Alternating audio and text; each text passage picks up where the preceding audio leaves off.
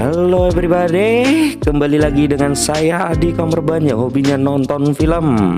Setelah cukup lama, kurang lebih hampir 2 minggu saya tidak upload video dikarenakan sibuk syuting video klip BTS yang berjudul Aku Rapopo. Kali ini saya akan merangkum alur cerita dari film yang berjudul The Cut, merupakan film trailer kriminal yang tayang pada 2013. Oke, seperti biasa karena tidak ingin banyak spoiler di awal, langsung saja kita ke alur ceritanya. Check it bro.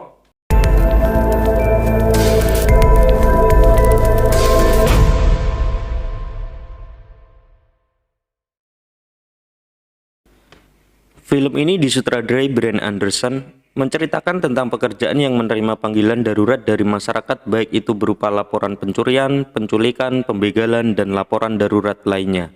Di mana pekerjaan yang kita anggap biasa saja justru sangat besar jasanya, dan inilah The Cut.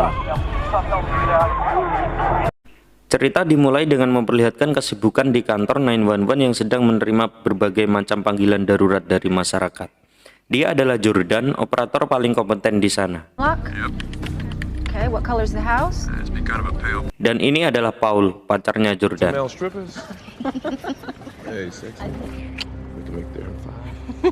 Setelah selesai istirahat, Jordan mendapatkan panggilan darurat dari seorang wanita yang sedang bersembunyi dari seorang pria yang tidak dikenal yang masuk ke rumahnya. Jordan pun memberikan instruksi supaya dia bersembunyi di kamarnya dan membuka pintu jendelanya, agar pria misterius itu menyangka dia telah kabur lewat jendela, dan itu berhasil.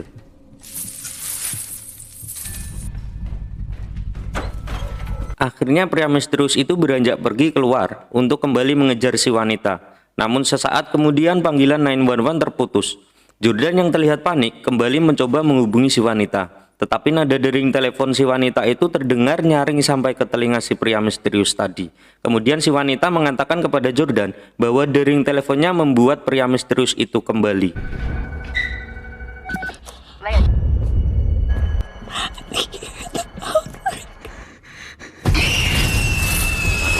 Jordan yang panik kemudian mengelabui sang pelaku dengan mengatakan bahwa tempat tersebut telah dikepung oleh polisi. Namun pelaku tersebut terlanjur membunuh si wanita. Yang terjadi kemudian, panggilan pun terputus.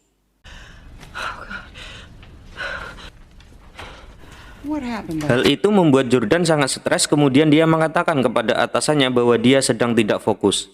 Karena merasa bersalah, Jordan kerap sekali bermimpi tentang kematian si wanita.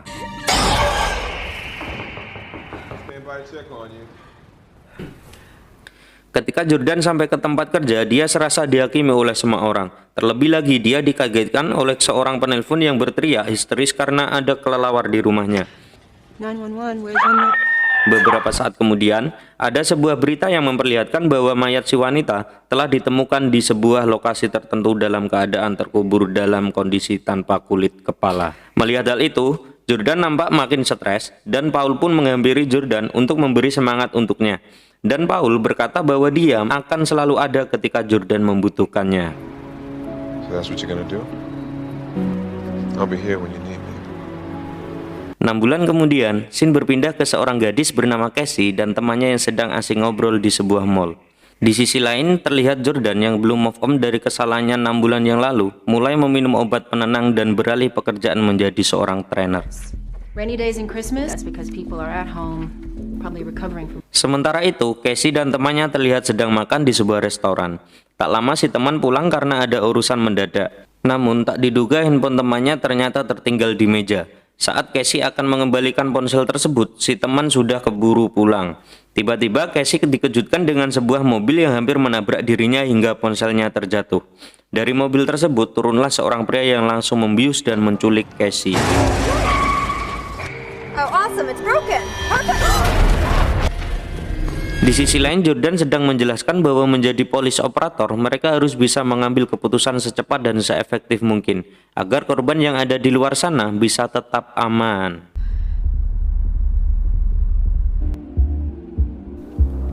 Sementara itu, Casey terlihat sudah berada di bagasi mobil. Sampai terdengar telepon dalam sakunya.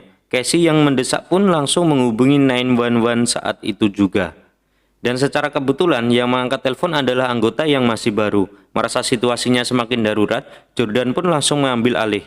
Jordan mulai menenangkan Casey dan meminta Casey untuk menjelaskan kriteria orang yang menculiknya. Describe the man who grabbed you. Was he black, white, Asian? Can you guess his age, Casey? 20s, 30s? Setelah cukup mendapatkan informasi, Jordan pun langsung menghubungi Paul untuk segera mencari mobil yang menculik Casey.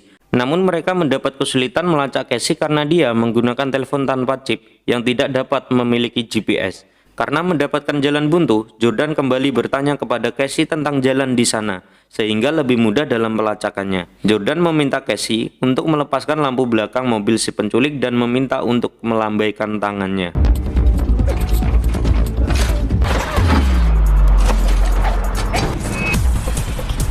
Dan beberapa saat kemudian ada panggilan baru yang menghubungi 911. Dan ternyata itu adalah orang yang melihat Casey yang sedang melambaikan tangannya. Namun bodohnya, dia malah menyusul mobil penculik itu dan membuat si penculik curiga. Kemudian si penculik pergi melalui arah yang berbeda sehingga membuat polisi kembali kehilangan jejak. Namun Jordan meminta Casey untuk membuat jejak supaya mempermudah pelacakan. Dan Casey mendapati beberapa ember cat yang ada di bagasi itu. Namun ternyata Casey mendapati juga sebuah sekop di sana yang membuat Casey sangat panik karena dia akan dikubur hidup-hidup oleh si penculik. Setelah diterangkan oleh Jordan, Casey pun mulai menumpahkan cat melalui lubang lampu.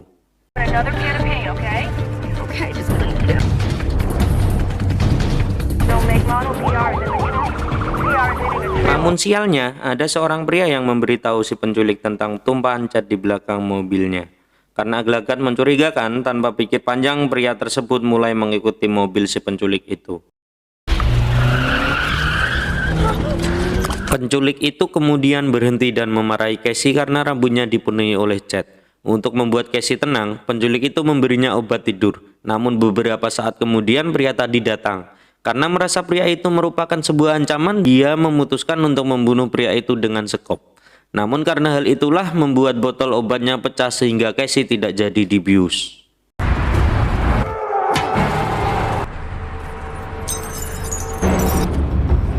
Akhirnya si penculik membawa mobil si pria itu dan menyimpan mayatnya di bagasi mobil bersama Casey. Dan beberapa saat kemudian Paul dan anggotanya sampai di TKP. Namun mereka terlambat karena Casey sudah tidak ada di sana dan hanya menyisakan mobilnya saja. Karena Casey merasa tidak ada harapan lagi, dia meminta Jordan untuk mengirimkan pesan kepada ibunya bahwa dia sangat menyayanginya. Leave my family a message real quick. I love you. That's all. Di sisi lain terlihat si pelaku pergi ke pom mini karena kehabisan bensin. Dan dia melihat berita bahwa ada seorang wanita yang hilang. Hal itu membuatnya panik. Dalam situasi lengah tersebut, Casey pun mencoba kabur melalui kursi belakang. Namun aksinya harus gagal karena si penculik mengetahui hal tersebut. Dan pemilik pom yang sempat menolongnya pun harus menjadi korban, di mana tubuhnya dibakar oleh si penculik.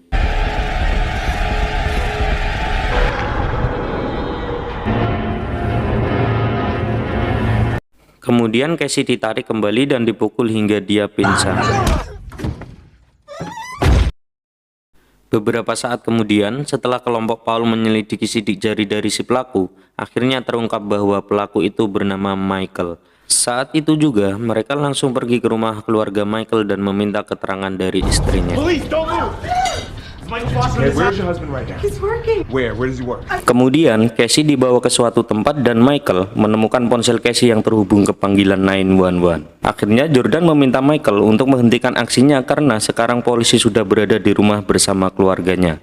Namun Michael malah mengabaikan Jordan dan menghancurkan ponsel tersebut. They're at your house right now with your family. I heard that little girl.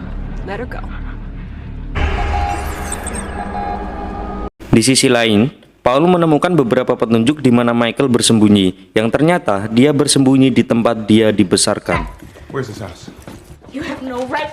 It's where Michael grew up. But where? Di sisi lain, Jordan disuruh pulang karena kasusnya tidak membuahkan hasil. Tetapi Jordan yang memiliki empati dan visi misi KSP simpan pinjam, nekat menyelamatkan Casey dengan berbekal sedikit informasi yang dimilikinya. Di sisi lain kok terus sih? Saat Michael akan mengeksekusi Casey, Tak diduga Casey berhasil meloloskan diri, namun karena panik dia pun berhasil ditangkap kembali.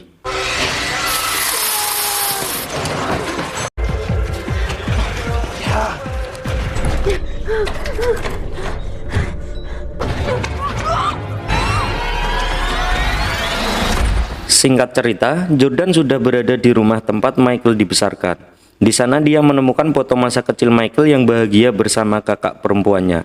Namun kebahagiaan mereka berakhir ketika kakaknya mengidap sebuah penyakit yang membuat dia kehilangan seluruh rambutnya dan dia pun meninggal.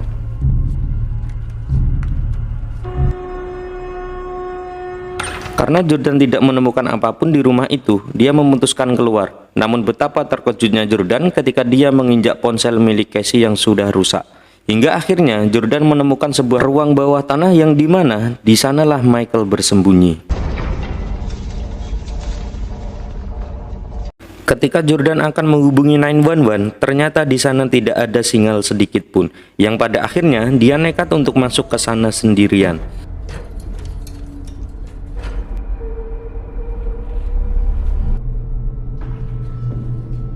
Saat Jordan masuk ke salah satu ruangan, betapa terkejutnya dia saat melihat beberapa rambut wanita yang merupakan korban Michael. Hingga akhirnya terkuaklah fakta bahwa pemicu Michael menculik para wanita itu adalah karena disebabkan oleh kematian kakaknya, di mana rambut para korban dikuliti untuk diletakkan pada sebuah boneka mainan sehingga Michael seolah memiliki kakaknya kembali. No! Sementara itu, Casey yang berada di ruangan lain pun tengah akan dibunuh dan dikuliti kepalanya. Namun beruntung, Jordan langsung masuk dan memukul kepala Michael hingga tersungkur. Dengan cepat Jordan melepaskan ikatannya dan mereka berdua segera kabur dari sana. Tetapi Michael yang masih bisa bertahan tiba-tiba menangkap kaki Casey. Dan dari situ terjadi adegan dramatis yang pada akhirnya Jordan berhasil membuat Michael terjatuh dalam ruang bawah tanah.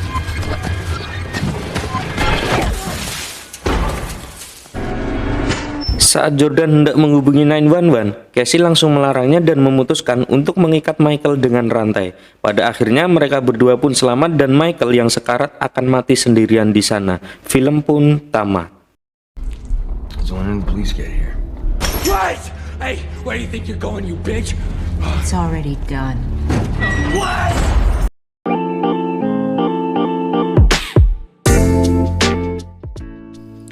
Setelah melihat alur ceritanya, ada pesan yang bisa kita ambil yaitu jangan lupa isi pulsa.